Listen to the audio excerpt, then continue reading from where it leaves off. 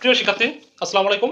এ পর্বে আমরা বৈজ্ঞানিক রূপে প্রকাশ করা শিখব, অর্থাৎ যে কোনো সংখ্যাকে কিভাবে বৈজ্ঞানিক বা আদর্শ রূপে রূপান্তর করা যায় সেটাই মূলত শিখব। তো দেখো, এখানে বলতেছে বৈজ্ঞানিক রূপে প্রকাশ করো, ঠিক আছে। তো বৈজ্ঞানিক রূপ অর্থাৎ scientific or standard form of numbers, বৈজ্ঞানিক রূপ বা আদর্শ রূপ।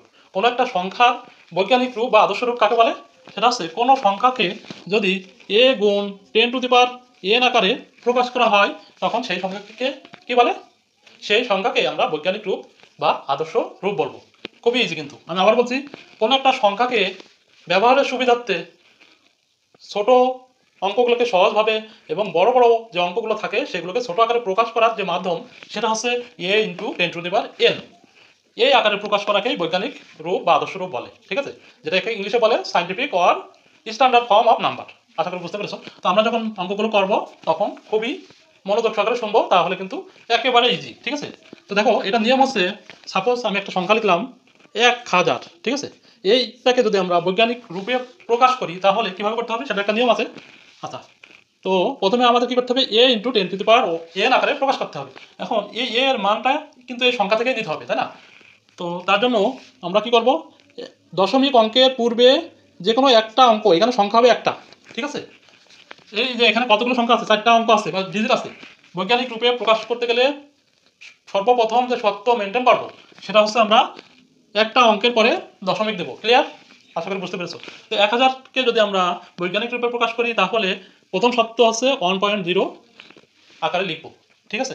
এখন লেখার পরে আচ্ছা, এই সংখ্যাটা আমরা কিভাবে লিখতে পারি? দেখো তো, এটা মানে কি? এটা না, কারণ কি এই দশমিকের পরে শূন্যর কোনো ভ্যালু নেই, ঠিক আছে। এখানে যদি 5 থাকতো তাহলে একটা কথা থাকতো, দশমিকের পরে যতগুলো শূন্য থাকুক না কেন সেটার ভ্যালু কিন্তু ওই সংখ্যাটাই, অর্থাৎ এটা কিন্তু 1000ই হবে, ঠিক আছে। আচ্ছা, এতটুকু আশা করি বুঝছো। এটা কেন বললাম আমি? কারণ হচ্ছে যখন আমরা এই দশমিকটা কনভার্ট করে সরায়ে বাম থেকে ডানে বা ডান থেকে বামে নিয়ে আসবো, তখন একটা সূত্র মেনটেন করবো আমরা, ঠিক আছে। খুবই ইজি। সেটা হচ্ছে যখন আমরা ডান থেকে বামে নিয়ে আসবো, আমি এখানে লিখে দিচ্ছি ডান থেকে বামে। বামে হলে কি হবে? হলে প্লাস চিহ্ন, ঠিক আছে। খুবই সহজ। আর বাম থেকে ডানে হলে, বাম থেকে ডানে নিতে হলে, ঠিক আছে, সংক্ষেপে দেখলাম বাম থেকে ডানে। আচ্ছা, হলে দরকার নেই, এতটুকু মনে রাখবো আমরা। ডান থেকে বামে হলে প্লাস হবে, আর বাম থেকে ডানে হলে মাইনাস হবে, ঠিক আছে। আচ্ছা, এখন আসো, এই যে 10⁻⁴ আকারে, তার মানে আমরা প্রথমে 1 দিয়ে দশমিক দিয়ে লিখবো, তাই না? লিখার পরে এইখানে এই সংখ্যাটা নর্মাল যে রূপ সেটা কি? এই যে এটা আমি কি বলেছিলাম, এই আকারে লিখতে হবে বৈজ্ঞানিক রূপে প্রকাশ করতে গেলে। এখন 1 2 3, তাহলে আমাদের কি করতে হচ্ছে? 3 অঙ্ক বামে আসতে হচ্ছে, তাই না? এই দশমিকটাকে উঠায়ে 3 অঙ্ক বামে নিয়ে আসতে হবে। আমি কি বললাম? ডান থেকে বামে আনলে প্লাস হবে। তো 1 2 3, ঠিক আছে। তার মানে আমাদের 10⁻+3 হবে। তো +3 তো লিখতে হয় না, শুধু 3 লিখতে হয়। অর্থাৎ যতগুলো অঙ্ক বামে নিয়ে আসবো ততটা সংখ্যা হবে, গুনতে হবে। 1 2 3, এই জন্য আমি এখানে 3 লিখলাম। যদি আমরা 5টা নিয়ে আসতাম তাহলে এখানে কিন্তু 5 লিখতাম। যদি এই দিক থেকে এদিক নিতে হয় সেই ক্ষেত্রে আমরা কি করতাম? এখানে মাইনাস চিহ্ন দেবো। এখন আসো অঙ্কে, তাহলে খুব ইজিলি বুঝতে পারবে, ঠিক আছে। তো এটা এরপরে কিন্তু আর সবগুলো জিরো আছে, তো 1 এর পয়েন্টের পরে আর জিরোর কোনো ভ্যালু নেই, এই জন্য আমরা 1 গুণ 10⁻³ লিখবো এটাকে, ঠিক আছে। আশা করি বুঝতে পেরেছো। এখন আসো, এই অঙ্কগুলো যখন আমরা করবো খুবই সহজ লাগবে। তো এখন একটু লক্ষ্য করো, এখানে কত আছে? 6530, 6530, ঠিক আছে। এটাকে বৈজ্ঞানিক রূপে প্রকাশ করলে কি পাই? তো দেখো, সংখ্যাটির বৈজ্ঞানিক রূপ কি বললাম আমি? এটাকে কিভাবে লিখতে পারি আমরা? 6530কে আমরা কিভাবে লিখতে পারি? পয়েন্ট দিয়ে 000 লিখতে পারি না? প্রথমে এই কনসেপ্টটা নিয়ে আসতে হবে। এই সংখ্যাটাকে আমরা এইভাবে লিখতে পারি। এখন বৈজ্ঞানিক রূপে প্রকাশ করতে গেলে কি ভাই?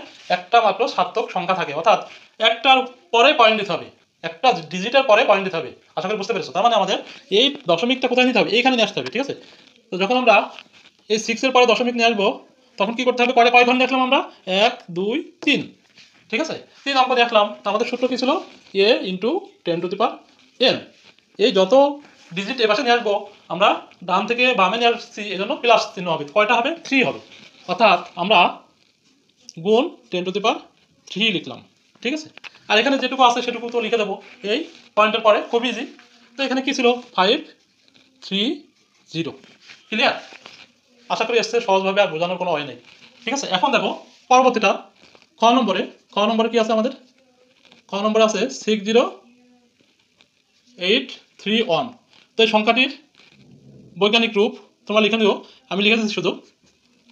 এখানে কি করতে হবে, সেম ওয়েতে একই নিয়ম ফলো করবো আমরা। এখানে দেখো আসছে কোথায়, ডান দিকে আছে, এই পয়েন্টটা আমাদের এই পাশে নিয়ে আসতে হবে, তার মানে প্লাস হবে। তাহলে এটাকে কিভাবে লেখা যায় দেখো, প্রথমে 6 পয়েন্ট দিলাম, দেওয়ার পরে আমরা কয় অঙ্ক দেখলাম, একটা, এখানে শূন্য পরে ছিল, তার মানে আমরা একটা অঙ্ক নিয়েছি। তার মানে আমরা কি করবো এখানে 10⁻+1, যেহেতু ডান থেকে বামে নিয়েছি তো আমাদের এটা ফলো করতে হচ্ছে, প্লাস দেবো। আর এনের মান কি হবে, এনের মান কতগুলো ডিজিট আমরা অদল বদল করেছি, একটা ডিজিট এখানে জাস্ট জিরোর পরে ছিল, আমরা জিরোর আগে নিয়েছি, তার মানে 1। এই জন্য আমরা এই 10⁻1 আকারে লিখলাম, আর বাকিগুলো যা আছে তাই লিখে দেবো 0831, ক্লিয়ার?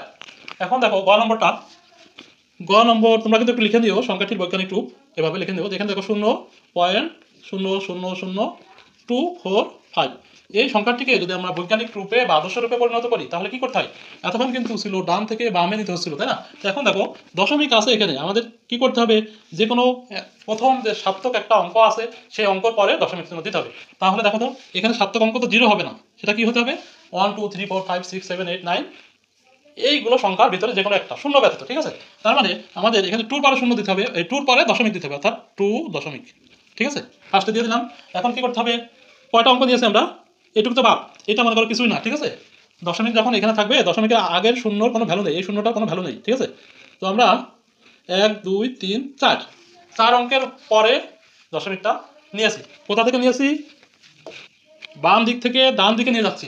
এই যে বাম দিক থেকে ডান দিকে নিয়ে গেলে কি হবে, মাইনাস হবে। তো আমরা চারটা কি করবো, n⁻⁴ কেন 4 লিখলাম আবার বলছি, 1 2 3 4 4 অঙ্ক পরে নিয়ে গেছি বাম থেকে ডানে, এই জন্য আমরা -4 লিখলাম। এখন যা বাকিটা আছে সেগুলো আমরা লিখে দেবো, ঠিক আছে? তো এখন কি করবো, এই শূন্যগুলো কিন্তু আর লিখবো না, আমরা লিখবো কি 4 5, ঠিক আছে? কারণ কি, আমরা এই দশমিকগুলো এখান থেকে এখানে নিয়ে চলে আসছি না, তো কোনো সংখ্যার আগে তো জিরো লেখার কোনো প্রয়োজন নেই, আছে? সাপোজ 200, এটা মানে কি 200 200, তো এটার আগে তুমি যদি জিরো দাও তাহলে কি হয় 200 হবে, ঠিক আছে? তো এটা এই জন্য এই দুইটা শূন্য লেখার কোনো প্রয়োজন নেই, আশা করি বুঝতে পেরেছো? এই জন্য এই দশমিকটা যখন এখানে নিয়ে গেলাম তখন এই শূন্যগুলো ভ্যালুলেস হয়ে গেল, ঠিক আছে? বাট ওইটা যদি সংখ্যা হতো শূন্য ব্যতীত তাহলে কিন্তু আমরা লিখে দিতাম। এখন আসো ঘ নম্বরে, ঘতে আছে 375 দিয়ে টোটাল আছে 5টা শূন্য, 3 আর 2, ঠিক আছে? এটার বৈজ্ঞানিক রূপ কী হবে তোমরা লিখে নিও, আমি অ্যান্সারটা করে দিচ্ছি কীভাবে করতে হবে। এখানে প্রথমে চিন্তা করবো পয়েন্টটা কোথায় আছে, কোথায় আছে বলো? আমি কিন্তু প্রথমে দেখাচ্ছি কোনো একটা সংখ্যা যখন পয়েন্ট না থাকবে তখন আমরা ধরে নেব এটা লাস্টে পয়েন্ট আছে, ঠিক আছে? অর্থাৎ এই যে আমি লিখে দেখাচ্ছিলাম এখানে, ঠিক আছে?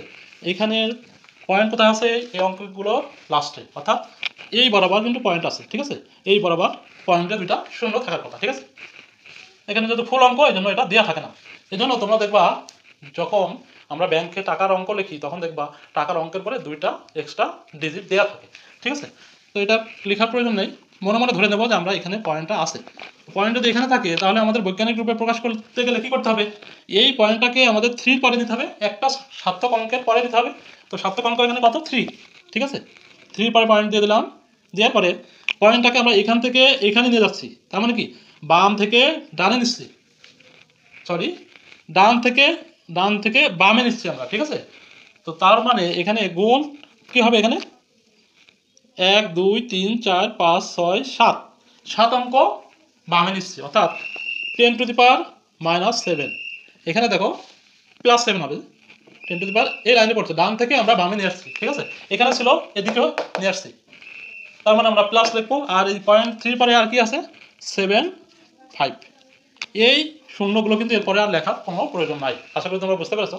এরপরে আমরা সর্বশেষ অঙ্কটা দেখব, সেটা হচ্ছে নম্বরে আমাদের কি আছে 0 কয়টা শূন্য আছে 6টা, 1 2 3 4 5 6 1 4, খুবই ইজি কিন্তু। এখানে তো পয়েন্ট দেওয়া আছে, তো পয়েন্টটা আছে কোথায়, বাম পাশে আছে, আমাদের নিতে হবে ডান পাশে একের পরে একটা সার্থক অঙ্কের পরে, তাই না? তো এখন কয়টা সর্ব আমরা দেখো, প্রথমে লিখে নিই 1 দশমিক, তাই না? 1 2 3 4 5 6 7, ঠিক আছে? বাম থেকে ডানে নিচ্ছি, তার মানে মাইনাস হবে আমাদের, তো আমরা কি লিখবো এখানে 10⁻⁻7, ঠিক আছে, আবার বলি দেখো 1 2 3 4 5 6 7, 7টা ডিজিট পরিবর্তন করলাম। এই দশমিকটা এখান থেকে মুভ করে আমরা নিয়ে গেলাম কোথায়, এইখানে। ঠিক আছে, এখানে নেওয়ার ফলে আমাদের বাম থেকে ডানে গেলে যে মাইনাস হয় সেই মাইনাসটা দিয়ে দিলাম। আর এই 1-এর পরে আর কি আছে, শুধুমাত্র 4 আছে। তার মানে এটার বৈজ্ঞানিক রূপ কী হবে, 1.4 × 10⁻⁷। খুবই সহজ। এভাবে কিন্তু আমরা 3টা জিনিস মনে রাখলে সবগুলো অঙ্ক করতে পারবো। একটা হচ্ছে যতগুলো ডিজিট মুভ করাবো ততগুলো সংখ্যা হবে n এর মান, ততগুলো অঙ্ক গুনবো আমরা। কয় অঙ্ক নিয়ে আসছি, 5 অঙ্ক নিয়ে আসলে 5 অঙ্ক 5, 6 অঙ্ক নিলে 6। আর যখন ডান থেকে বামে নিয়ে যাব তখন প্লাস হবে, আর যখন বাম থেকে ডানে নিয়ে যাব তখন এই এটা n এর মানটা হবে মাইনাস। আশা করি তোমরা বুঝতে পেরেছো। তো সবাই ভালো থেকো, দেখা হবে পরবর্তী পর্বে।